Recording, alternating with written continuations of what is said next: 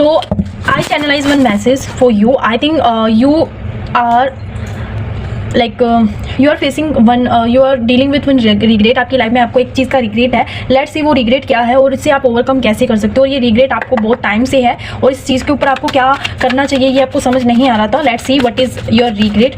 जिस चीज़ के ऊपर आपको वर्क करने की नीड है बट आप नहीं कर पा रहे थे. ठीक है. So for energy change double tap कर लीजिए आप and comment down. Okay, let's see which type of regret you are facing right now.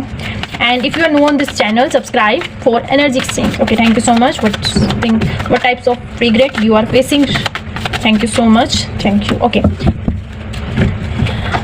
Okay, I think आपके लाइफ में एक ऐसा आपको फेज देखने को मिला जहाँ पे आपकी लाइफ बिल्कुल चेंज होगी, जहाँ पे आपको लग रहा था कि आप चीज़ों को सेटल डाउन कर सकते थे, आप उस चीज़ों को संभाल सकते थे, पर आपकी लाइफ का पहिया एकदम से चेंज हुआ और जो चीज़ें आपने सोची थी उससे अपोजिट हो गया और आप वैसे ही देखते रह गए और आपको उस चीज़ का बहुत रिग्रेट है कि जब आप एक्शन ले सकते थे तब आप कन्फ्यूजन वाली स्टेट में चले गए. आपको जिन चीज़ों के ऊपर ध्यान देना चाहिए उन पर ध्यान ना देकर अपनी शेडो वर्क आपने नहीं किया उस टाइम और चीज़ों को आपने बहुत सारी चीज़ों में जिसकी वजह से आप शायद उस टाइम इतना एक्शन नहीं ले पाए. ये मुझे अभी की भी एनर्जी फील हो रही है लास्ट कुछ वीक्स की, कुछ मंथ्स की है ना, जहाँ पे आप जिन चीज़ों के ऊपर आपको ध्यान देना चाहिए था उस पर ध्यान ना देकर और चीज़ों की वेटिंग में आप लगे थे और जिसकी वजह से आपको वो रिग्रेट रह गया अपनी लाइफ में कि उस टाइम में ये आपकी लव लाइफ से रिलेटेड हो सकता है, आपके करियर फाइनेंस किसी से भी रिलेटेड हो सकता है जिसमें आपको कुछ एक्शंस लेने थे बट आप वेटिंग मोड में रहे, आप वेट ही करते रहे कि चीज़ें सोल्व होंगी और ये रिग्रेट आपको सबसे बड़ा आपको रिग्रेट लग रहा है अपनी लाइफ का. लेट्स सी आप इसे ओवरकम कैसे कर सकते हो, हाउ यू कैन ओवरकम. आप इसके ऊपर क्या गाइडेंस है आपके लिए, ओवरकम आप कैसे कर सकते हो, किस क्या चीज़ें आपको फॉलो करने की नीड है.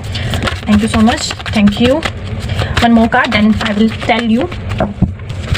सी, अगर आप इस तरह के रिग्रेट से डील आपने किया, अगर आपसे ये रेजोनेट करता है तो you can overcome from this. कैसे ओवरकम कर सकते हो, आपको अपनी चीज़ों को बैलेंस आउट करने की जरूरत है. जिन चीज़ों के पहले ध्यान देने की नीड है वहाँ पे आप पहले ध्यान दो, फिर उसके बाद चीज़ों को नेक्स्ट स्टेप बाय स्टेप करो. आप एकदम एक्शन लेते हो, एकदम चीज़ें कर रहे हो जिसकी वजह से भी आपको रिग्रेट हो जाता है बाद में. कुछ चीज़ें आप एकदम डिसीजन लेके फिर बाद में आपको लगता है कि मैंने ऐसा क्यों किया. तो आपको बैलेंस करने की नीड है. With the temperance I am seeing कि आपको अपने फाइनेंस से जुड़ी चीज़ों को भी बैलेंस आउट करने के लिए कहा जा रहा है कि हाँ, अगर आप ज़्यादा खर्चा कर देते हो, अगर आप अपने बजट को एक लिमिट पीरियड में नहीं बैलेंस कर पाते तो आपको करने की नीड है और आप इससे ओवरकम इस तरह से हो सकते हो. बैलेंस कीजिए. सबसे पहले आप अपनी हीलिंग कीजिए. आपको हीलिंग करने की बहुत ज़्यादा नीड है.